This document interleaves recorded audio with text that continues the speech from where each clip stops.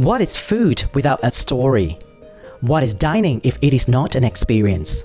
In this episode of BEA Conversations, Mrs. Indra Iswaran brought us into her home in Singapore where she showcased a 5-course dining experience inspired by this region's history and her family legacies.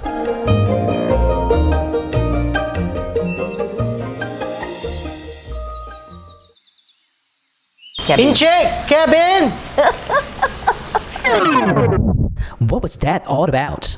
Now, I'm not having a meltdown. This outburst is part of the story behind one of Indra's dishes. But first, a sip of Indra's signature Plantation gin and tonic with Kampong Botanicus. And if you're ready, our culinary journey kicks off with a delicious combination of appetizers inspired by the Malay archipelago. And this is where we learn about the story behind the yummy drumettes, Encik cabin, that caused my outburst earlier. Why Encik cabin? The chefs in the boat, or the little cargo boats that was there, used to call out, or the cook, actually they were called cooks, they were not called chefs. Chef is a very modern she word now. So they used to call out, Encik, which means sir, in the cabin, come out, the dish is ready. So Encik cabin. So it was called Encik cabin.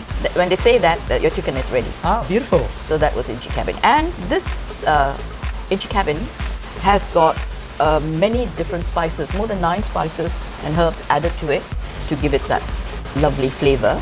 And one very important ingredient that we use in it is a dash of Leon Perrin sauce or Worcester sauce, which is the British side of it. Love it. Sorry, this is all for me, not for Encik. Accompanying Encik cabin are prawn fritters in homemade chili sauce. We then tasted the mouth-watering spicy fish capitan. Finally, we bit into popiah goreng with chicken, prawns and basil leaf inspired by the famous FMS bar and restaurant founded in Ipoh, Malaysia in 1906. First restaurant that ever opened in the whole of Malaya and Singapore was called the FMS Hotel, FMS Restaurant and Bar. Now the FMS, what does FMS stand for? Federated Malay States. And that was the British colonial coming in and setting up the Federated Malay States. This restaurant and bar was so popular with the British because that was the place they went to have a lean on the bar and have a drink, and they also dined there. We journey from the Malay archipelago into the busy streets of Singapore's Chinatown. This noodle soup dish is inspired by the TikTok noodle man and the yesteryears of how noodles were sold and served to the local community. Let me start with the TikTok man first. Now he used to push his cart up and down the little side streets of Chinatown, what they call Sago Lane and Mosque Street and Temple Street and all of that, and he used to sell noodles. Before he arrived, you could hear the TikTok going on, and these were 2 bamboo sticks that was knocked together. Yes, and it had a nice tune to it, and it was either his little assistant or his son who pre-empted him and went forward.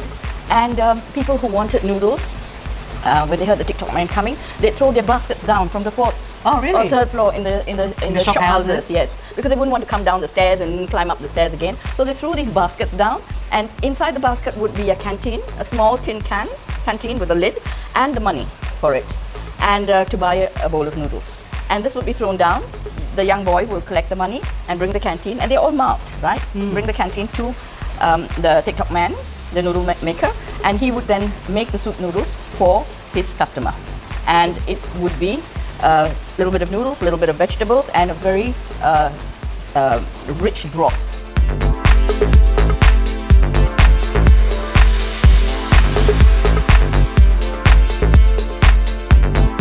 Do you know where Chettinad is? The rich lamb curry served with curry leaf rice and a side of homemade cucumber rata was a tribute to the Chettiar spice traders and private bankers who came to Singapore as early as the 1820s. The Chettiars, as such, were an interesting community. They were entrepreneurial. They were traders for many centuries, and they traded in spice. And they were, during the British times especially, they were the bankers for the locals. They did money lending.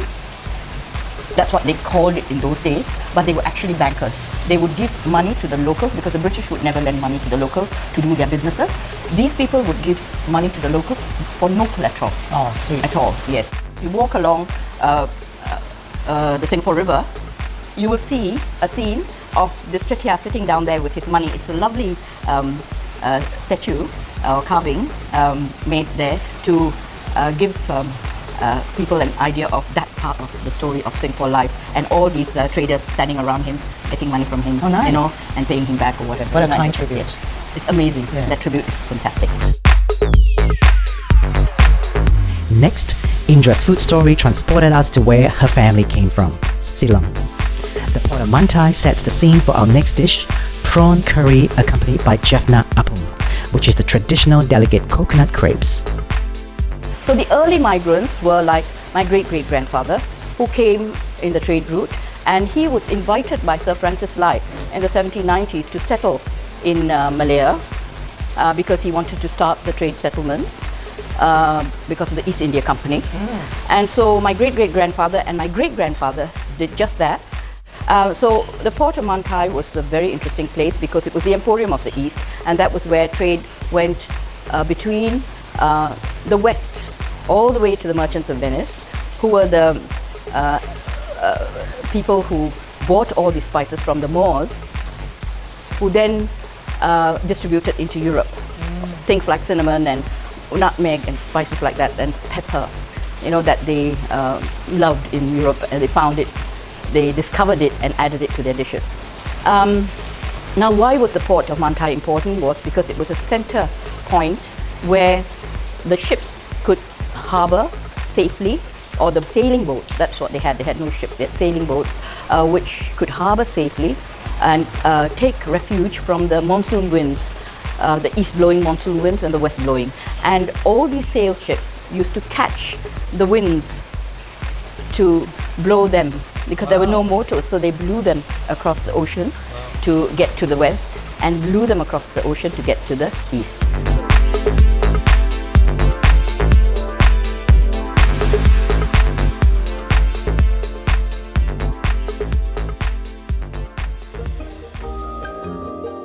Before bidding farewell, we consumed the trinity of desserts in her lush outdoor garden. We embraced the joy of eating well over a cup of cinnamon and ginger tea and ended the day with gratitude.